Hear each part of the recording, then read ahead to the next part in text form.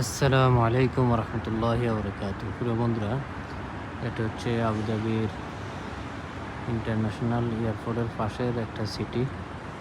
এখানে দেখুন শত শত গাড়ি পার্কিং করা আছে। এই গাড়িগুলো যদি পেমেন্ট না করে এখানে পার্কিং করে, তাহলে এদেরকে জরিমানা দেওয়া হয়।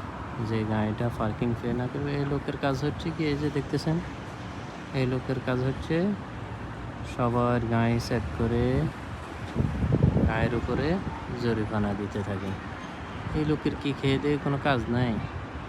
হ্যাঁ, এই লোকে সবার গায়েতে ঘুরে ঘুরে জরিমানা দিতে আছে। দেখুন